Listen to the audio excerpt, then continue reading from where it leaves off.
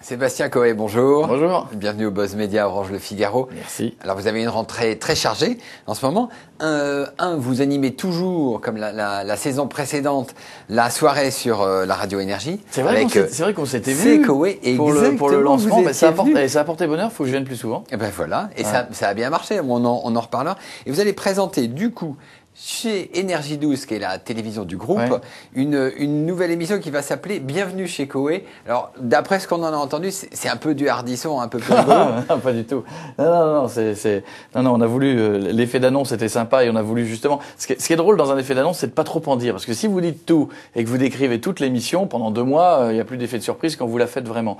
Mais vous avez voulu titiller Thierry Ardisson en disant je reçois chez moi dans mon appart avec des quand vous invités. dites un petit quelque chose, après, c'est le fantasme de tout le monde et je pense que lui, il a dû faire 3 sauts périlleux arrière en disant il m'a volé mon concept. Bon alors c'est quoi? Comme tous les concepts d'ailleurs. C'est quoi ce concept?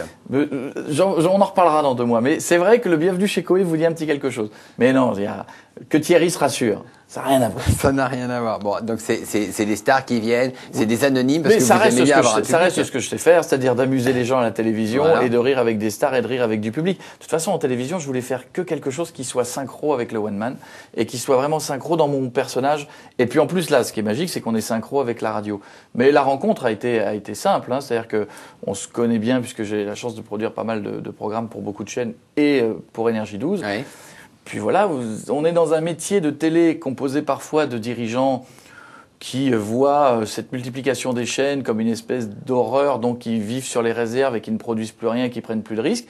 Et puis heureusement, vous avez des gens en place qui ont des envies, qui ont envie de s'amuser, qui ont envie de créer. Donc à partir de là, on s'est dit... Mais ça sera sur quel rythme? C'est des émissions exceptionnelles? On fait 10 hebdos. On fait 10 hebdos. Après, vous voyez si ça marche. Donc toutes les semaines.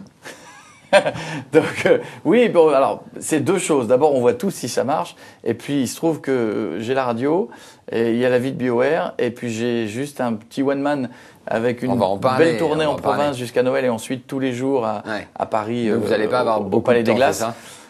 La seule chose que j'ai besoin de voir, c'est aussi combien de temps prend cette émission. Pour l'instant, comme j'ai la chance d'avoir gardé pas mal d'équipes qui ont bossé avec moi pendant pas mal de temps sur beaucoup d'émissions, on arrive à industrialiser les choses. Mais bon, voilà, les journées, elles font que 24 heures. Donc, on va falloir installer les choses au fur et à mesure. Vous dites synchro entre la radio et la télé. On voit sur ce que vous faites entre radio et télé, c'est très interactif. Il y a toujours du public. Ça déborde toujours sur le net. Il y a 25 millions de vidéos vues sur YouTube. Vous avez un nombre incalculable de fans. On doit être pardon, je vous coupe, mais on doit être à 800 000 fans Facebook, mais je crois que c'était l'un des paris du début de l'émission d'Énergie.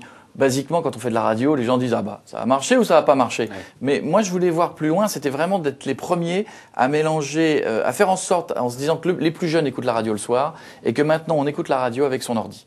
Et peut-être même en regardant dans un coin la télé.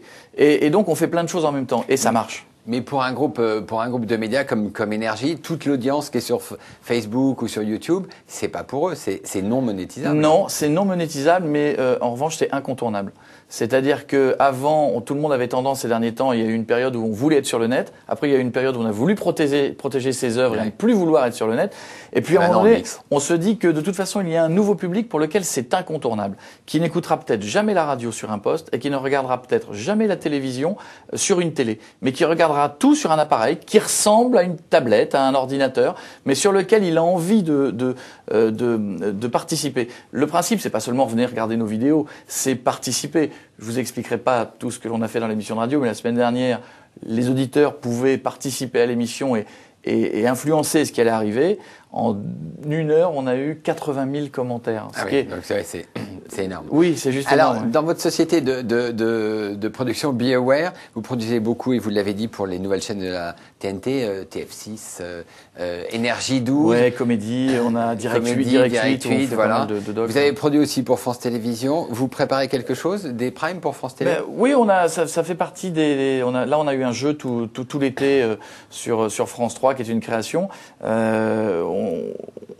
J'ai toujours envie de travailler avec des gens qui ont envie. C'est bête, hein.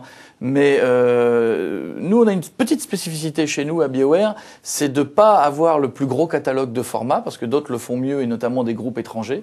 Nous, on a une petite société française et on est un petit peu plus spécialisé pour faire du sur-mesure. D'accord. Voilà. Bon, et ça marche pas à tous les coups. Là, on l'a vu cet été. alors, je vais vous dire un truc. La vie d'un on s'occupe de tout. La vie d'un producteur, c'est comme la vie d'un chanteur.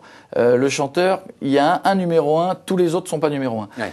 Par conséquent, quand vous faites des émissions de télé, vous avez celles qui durent des années, vous avez celles qui sont sur le succès, puis vous avez celles qui sont difficilement placées, qui n'ont pas beaucoup de temps pour se lancer, qui sont pas forcément, qui ont parfois été retouchées au fil des semaines, qui sont pas forcément celles que vous vouliez. Moi, en tout cas, ce qui m'intéresse en tant que producteur, c'est de concevoir des émissions qui sont dans la ligne éditoriale d'une chaîne. Quand je travaille pour France 2, pour France 3, pour Énergie 12 ou Direct 8, je conçois dans les valeurs de la chaîne.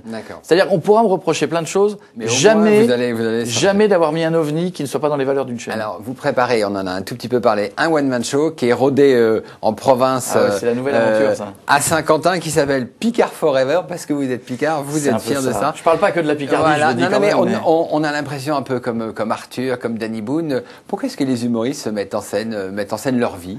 Parce que, alors moi je le fais à l'inverse des humoristes, si vous regardez bien. C'est-à-dire que les humoristes, si vous prenez Danny, si vous prenez Gad, si vous prenez Florent, ils ont fait des sketchs et à un moment, et Franck Dubosc d'ailleurs, on fait un spectacle où ils parlent d'eux. Moi je le fais à l'inverse parce qu'à l'inverse d'humoristes qui ont fait des années de scène, moi j'ai fait des années de télé. C'est-à-dire que je suis connu, mais j'ai jamais fait de scène, enfin j'ai jamais fait de one man. Et je n'ai jamais fait que pour le public. Donc j'ai décidé de faire l'inverse. C'est-à-dire comme je suis connu par la télé, la radio, etc. Maintenant, autant que je fasse un one man. On va découvrir. Mais oui, ou dans des salles de 200, 300, parfois plus grandes, je suis face au public et je leur explique des choses de ma vie, évidemment en s'amusant, mais qui ne connaissent pas. Et ce qui est dans le spectacle est vrai. Je pense que beaucoup seront étonnés. Mais finalement, c'est un nouveau métier, mais c'est aussi le prolongement de ce que j'ai toujours fait. Que ce soit la méthode ou la radio, si vous venez à la radio, vous verrez, il y a 40 personnes tous les soirs. Donc ça sera au Palais des Glaces, à partir du 10 janvier. À partir du 10 janvier. Très bien, Sébastien Coé, merci. Merci à vous. Et nous nous retrouvons demain avec un nouvel invité. Merci. Je ne serai pas là. Non. Demain, non. C'est un peu dommage.